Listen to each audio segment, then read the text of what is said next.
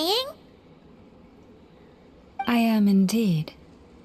For the moment I was born, my people exclaimed, "Behold, eyes like the moonlit tide, antlers like the crescent moon, and blood that glimmers silver as the moon's reflection."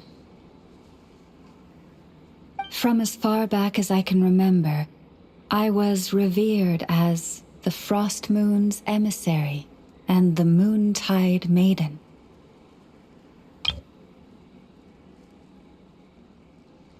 The first words I ever learned were prayers to the Frost Moon.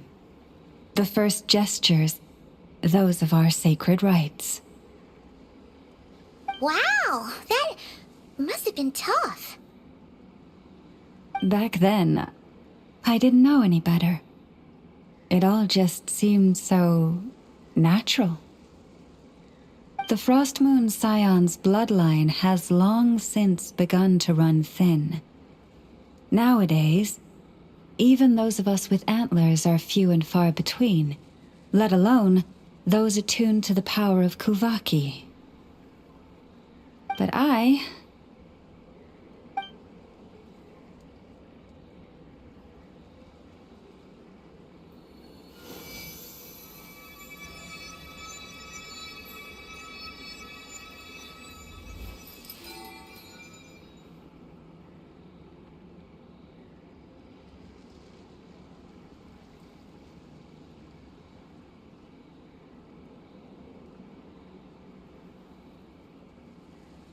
Whoa! Your antlers are so pretty. They say it's an extraordinarily rare condition. Once in a century, if that. I am unusually sensitive to the moonlight, as well as to the Kuvaki's ebb and flow. As a child, I could barely sleep because of it. Oh no!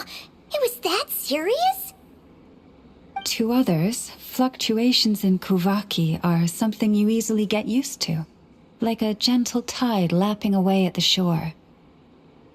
But to me, that same tide is a towering tsunami, a surging swell crashing against me.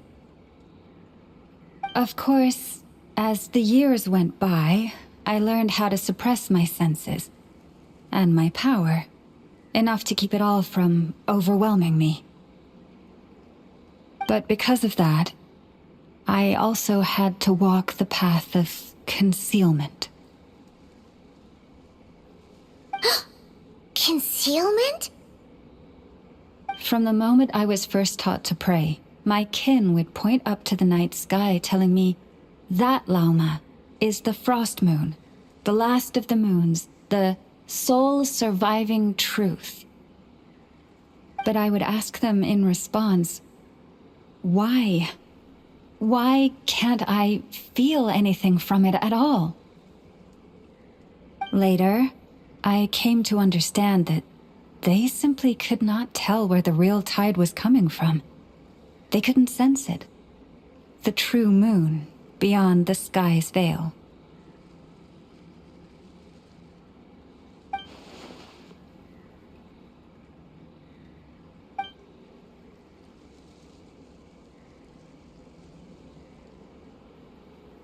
The moon is false. I reached that conclusion long ago. But there was no one I could tell, not a single soul.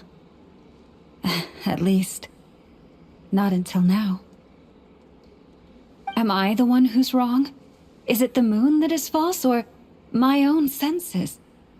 I asked myself such questions time and time again.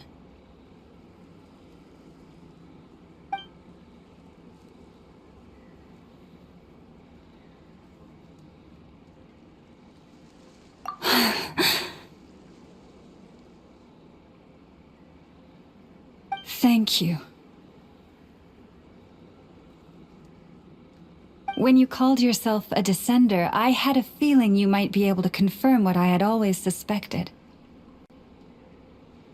And now that you have, it's exactly as I imagined. I feel relieved. Oh, Paimon kinda gets why you couldn't tell anyone now. It's not easy to change people's minds on something they've believed for hundreds of years. That's what I meant by concealment. I knew too much, so I had no choice but to keep my people in the dark. Every prayer I offer feels like a lie to keep myself going.